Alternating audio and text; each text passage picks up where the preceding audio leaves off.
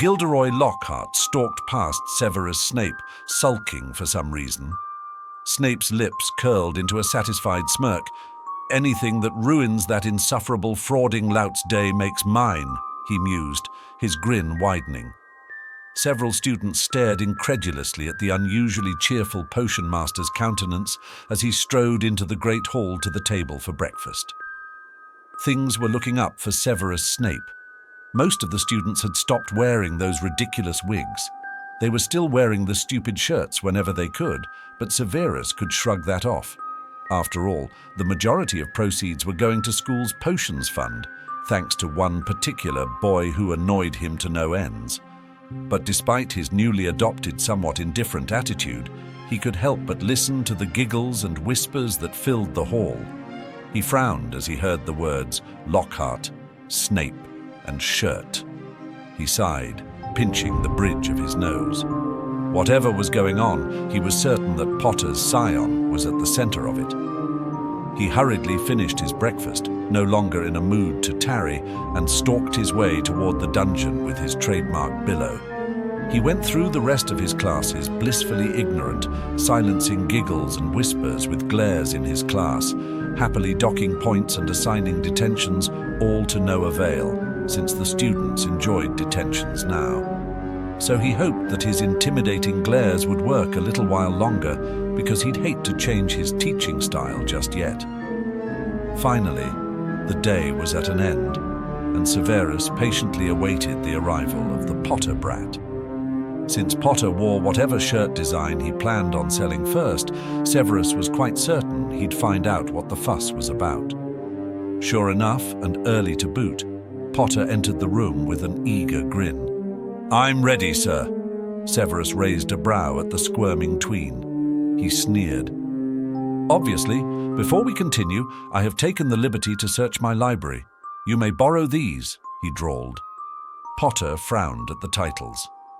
Beginner Potions Theory, Beginner's Guide to Ingredient Preparation, Discovering Ancient Runes, and Arithmancy for the Unlearned. He blinked his surprise. "Thanks, sir." Severus inclined his head in acknowledgement. "Now, in order to save time, for our next project demands full attention, do explain why your classmates were unable to concentrate in class today." Potter grinned as he scratched his head sheepishly. "That would be my new shirt logo, sir." "Oh? Merlin saved me from your wretched shirts, Potter. What does it say now?" The brat stuck out his chest and pulled the corners of his shirt for the best view. The black shirt, for Severus Snape fan shirts were always black, of course, detailed a cartoonish, weak-chinned caricature of Gilderoy Lockhart weeping, blowing his nose on an off-white, for contrast, of course, I Heart Snape shirt. The caption read, "He's even more famous than me." Severus's eyes glittered, his jaw clenched.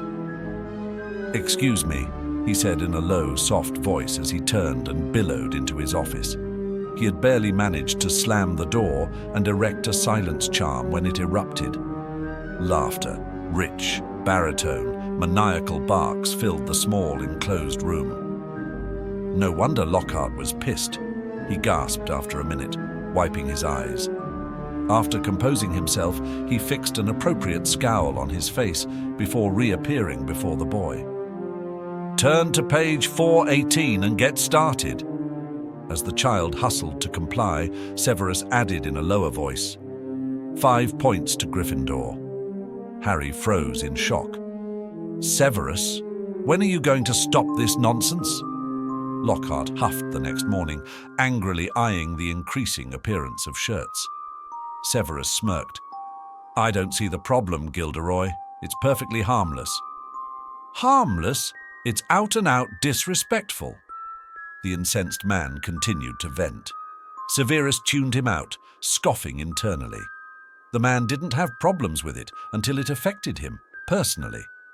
Severus billowed his way toward the dungeon in an extremely chipper mood. That is, until he saw a puff of smoke down the corridor, followed by the assault on his sensitive ears in the form of hysterical shrieking. As the stampede came closer, Snape's eyes widened. Girls. lots of them, armed with quills, parchment and rope. Rope? Fangirls, Severus spluttered. He raced down the corridor that he had just taken. For the first time in his teaching career, Severus Tobias Snape was going to be late to his potions class. "Harry Potter! I'm going to kill you!" And of course, the entire school heard him.